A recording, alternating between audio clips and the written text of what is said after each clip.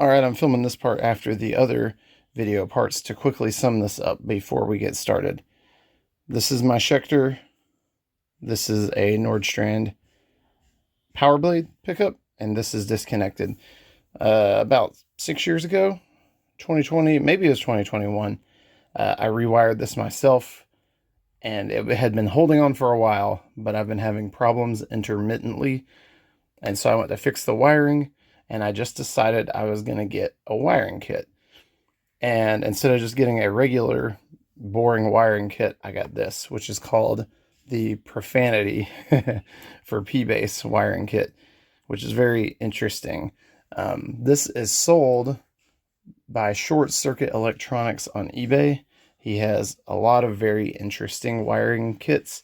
The first thing that caught my eye are the ones that he has for jazz bass, which are very, very interesting because they can turn a jazz bass into a completely different animal. But yeah, this fixed this problem. I would definitely buy from him again. These seem a little pricey, but I want you to go add up CTS pots, a good output jack, and knobs, and see how much that costs. He's got to make something, you know what I mean? As many times as I've wired up my instruments, I'm still an amateur at best, and I want to take this bass as an example to show you that for whatever reason, instead of touching the strings and canceling out noise, I am creating a buzz when I touch the strings. Let me see if I can capture this. Yeah, since I'm not recording direct audio, that's going to be a little hard. So I'm going to get some video of me trying to diagnose and fix this problem, which should be interesting.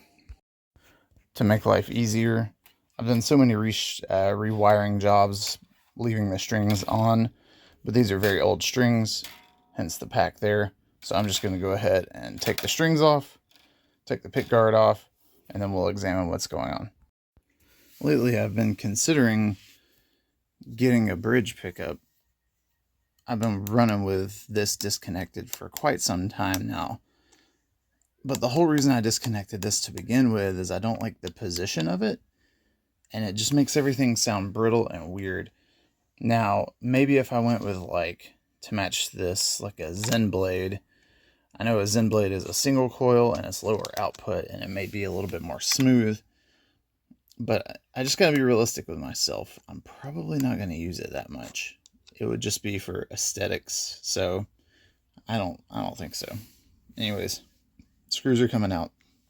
Oh, and by the way, this like mismatched screw color.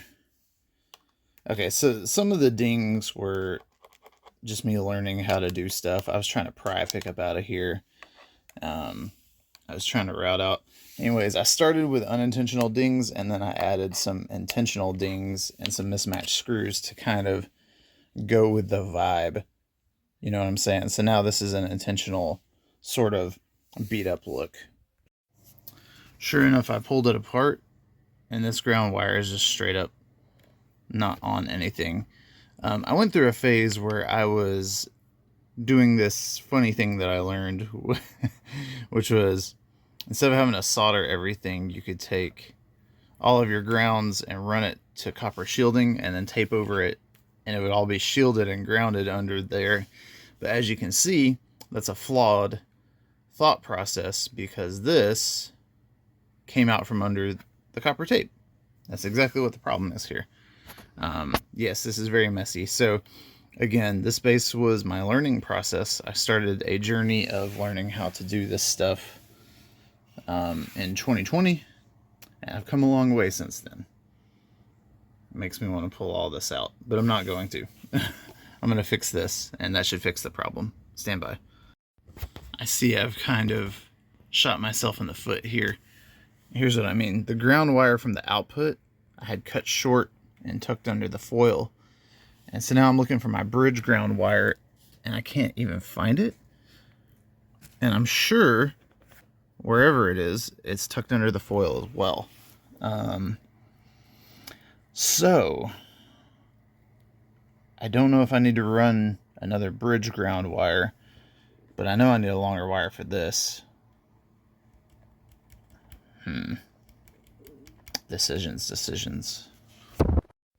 Alright, so since I was going to rewire this anyways, I got a wiring harness from Short Circuit Electronics. This is pretty interesting. It is stacked volume and tone with a selectable capacitor and then the output jack, which I'm mounting to the front of the pick guard rather than the side of the base. So let's see how this goes. Alright, here's the new setup. Note the side is missing the jack now, so it's on the front. This works out perfect because I'm only using one. So now we have volume tone stack capacitor selector, which is really cool. Volume and tone all the way up.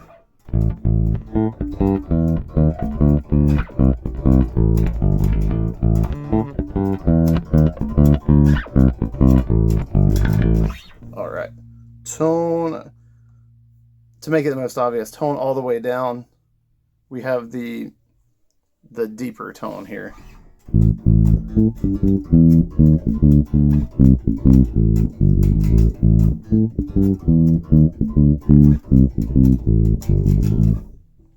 And then the other one, which is going to be honky mids.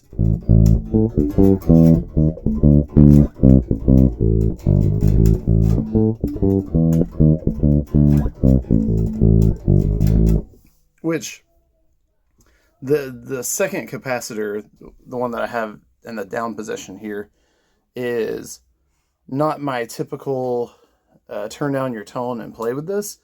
It actually reminds me of a bridge jazz bass, I'm gonna play a jazz solo kind of tone coming from a P pickup, which is kind of cool. Not that I can play that kind of stuff, but just a quick example would be like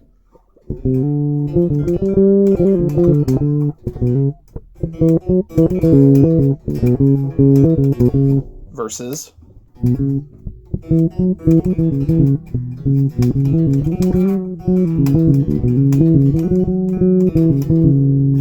or the tone all the way up.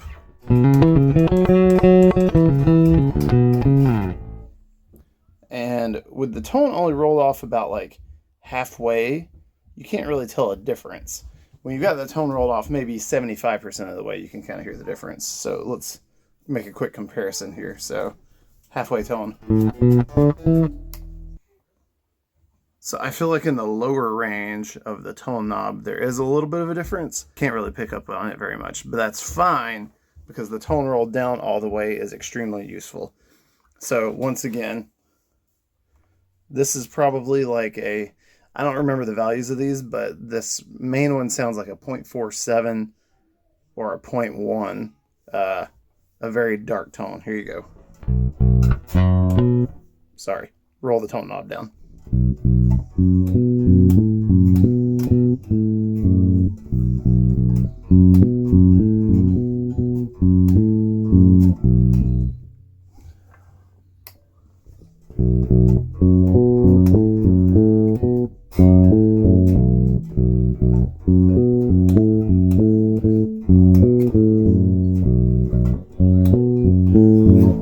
And tone all the way up.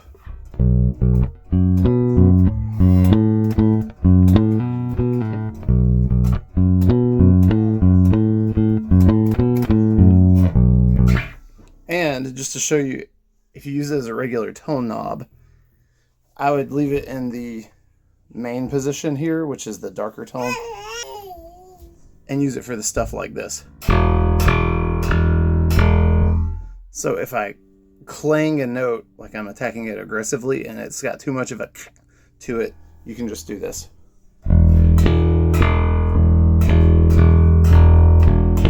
That just takes off the peak at the resonant frequency. If you don't roll it all the way down, it keeps it from being too harsh. That's more so what I normally do, but just the versatility of this is something good to have on hand, because as a as a musician, don't we want to have stuff even if we don't use it?